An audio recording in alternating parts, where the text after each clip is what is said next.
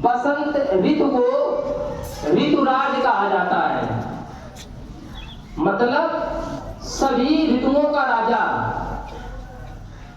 हमारे यहाँ जितनी भी ऋतुएं होती हैं उन ऋतुओं में सबसे श्रेष्ठ है बसंत ऋतु, क्योंकि ये एक ऐसा मौसम होता है कि आप बाहर निकल के देखिए, प्रकृति में आपको हरियाली नजर आएगी।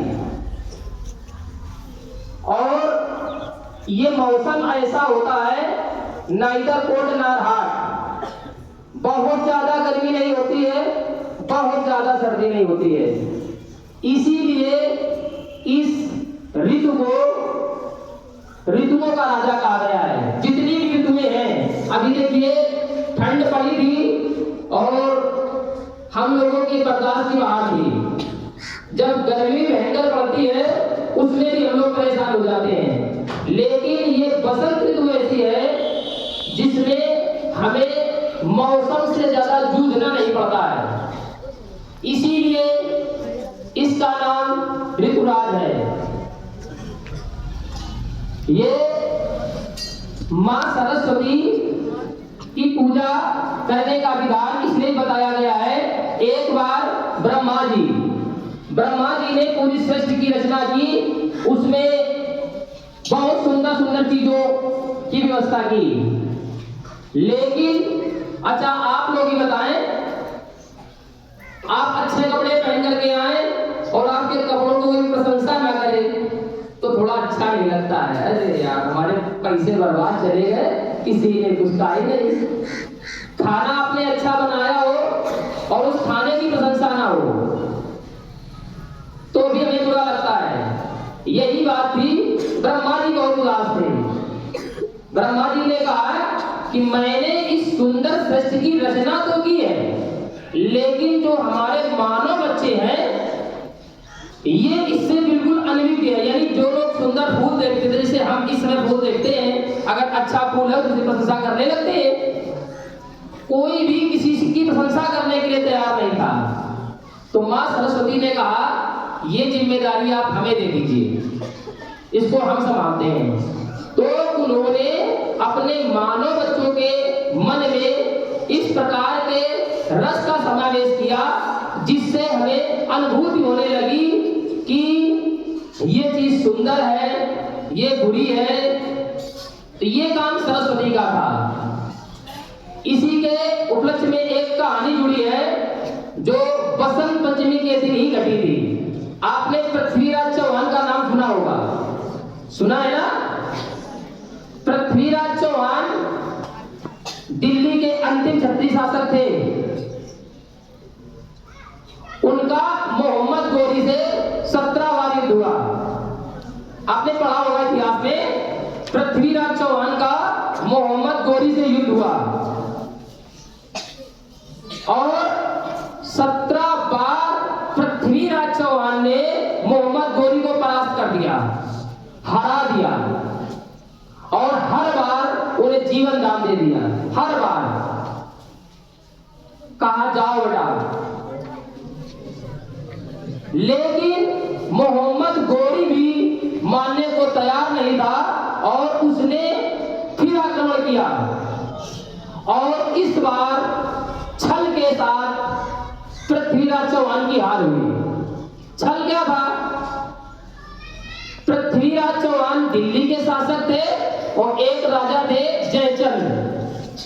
वैसे जयचंद को देशद्रोही कहा जाता है, अगर आपने सुना होगा तो उन्हें देशद्रोही कहा जाता है। वो कन्नौज के राजा थे। कहां के राजा थे? और जयचंद की पुत्री का नाम संयोगिता था।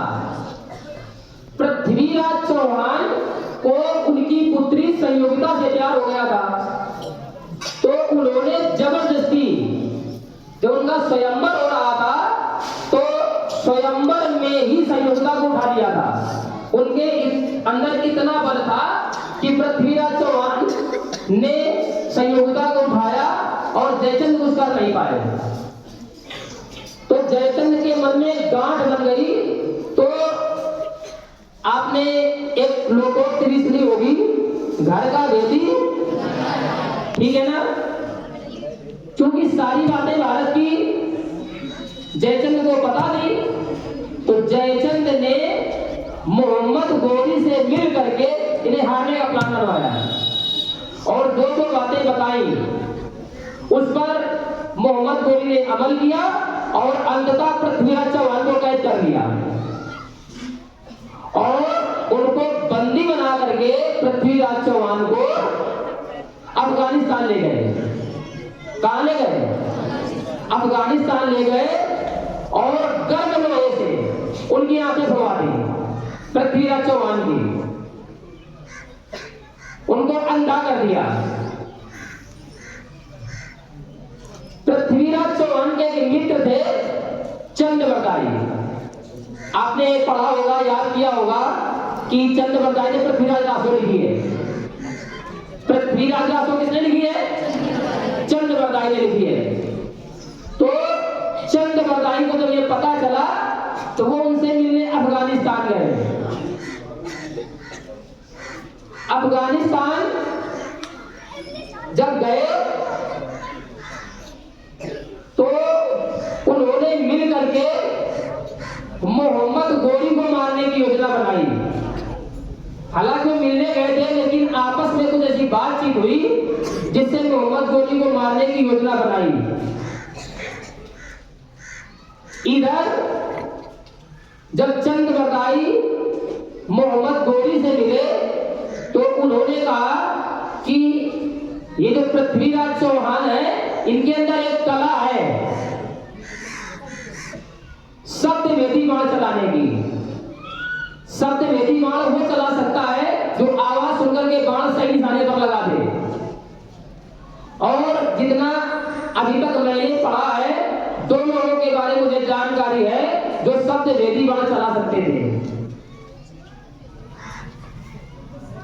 पृथ्वीराज चौहान और दशरथ। ये लोग शब्द वेदी बाण चला लेते थे। तो मोहम्मद गोरी से चंद्रबरदाई ने कहा कि हमारे महाराज शब्द वेदी बाण की कला जानते हैं और इससे मरे इससे पहले तुम इसे सीख लो। तुमने कहा ठीक है, हम इस बात पर विश्वास नहीं करते हैं लेकिन तुम कह रहे हो तो इसका भी परीक्षण कर लेते हैं। अच्छा, मोहम्मद गोरी ने भले ही पृथ्वीराज चौहान को अंधा कर दिया था लेकिन डर अंदर से रहता था, तो उन्होंने अपना सिंहासन बनवाया बहुत ऊंचा। जो सिंहासन बना तो उसमें 4 बांस लगाए गए और जो सिंहासन था वो 24 गज ऊपर था। 24 गज ऊपर था, समझ रहे हो ना। और वहां पर एक घंटा लगाया गया क्योंकि ये बात चंद्रबरदाई ने बताई थी कि आप घंटा जब बजाएंगे तभी तुमको पता चलेगा, तभी तुमको पता चलेगा ना कि आवाज किधर से आ रही है। तो उन्होंने ये नहीं बताया कि वो बाण आप पर लगेगा, उन्होंने कहा दिशा उनको पता चलेगी बाण चलाने की और निशाना घंटा में लगाना है। फिर इसके बाद क्या हुआ, सिंहासन बनाया गया और चंद्रबरदाई ने अन्योक्ति के माध्यम से पृथ्वीराज चौहान को पूरी स्थिति से अवगत करवा दिया। बताया 4 बांस 24 गज अंगुल अष्ट प्रमाण ता ऊपर सुल्तान है मचू का चौहान। अन्योक्ति के माध्यम से, क्योंकि साफ साफ तो बता नहीं सकते थे इतने ऊंचे बैठे, तो अपनी अन्योक्ति के माध्यम से बताया 4 बांस 24 गज अंगुल अष्ट प्रमाण, यानी जो पीछे बैठा है वो 8 अंगुल पीछे है सिंहासन से जो आगे बना हुआ है, और 4 बांस लगे, उसकी ऊंचाई 24 गज है। 4 बांस 24 गज अंगुल अष्ट प्रमाण ता ऊपर सुल्तान है मचू का चौहान। इतना बता दिया और चंद्रबरदाई ने कहा बजाओ घंटा, और जैसे ही घंटा बजा पृथ्वीराज चौहान चूके नहीं और सीधे बाण चलाया जो मोहम्मद गोरी के छाती में लगा जाकर के। मोहम्मद गौरी तुरंत वही मर गया। मोहम्मद गौरी की मृत्यु हो गई। अब देखो, राजा तो मर गया, प्रजा तो उन्हें छोड़ने वाली थी नहीं, तो पहले से ही सब कुछ पूरी भूमिका बन चुकी थी। चंद्रवरदाई ने अपनी कटार निकाली और पृथ्वीराज चौहान ने अपनी कटार निकाली और दोनों लोगों ने एक दूसरे को मार दिया। चंद्रवरदाई ने पृथ्वीराज चौहान को मार दिया और पृथ्वीराज चौहान ने चंद्रवरदाई को मार दिया। और जिस दिन ये घटना घटी वो बसंत पंचमी थी। जिस दिन ये घटना घटी वो बसंत पंचमी थी। यानी ऐसे ऐसे लोग हमारे देश में रहे हैं जिनके कारण आज भी हमें गर्व होता है अपनी मातृशक्ति पर, अपनी भारत माता पर, कि हमारी भारत माता ने इतने इतने महान लोगों को जन्म दिया। इसके बाद जैसे ही पृथ्वीराज चौहान की मृत्यु की खबर आई तो संयोगिता ने भी आत्महत्या कर ली और वो मर गई। जय हिंद, जय भारत।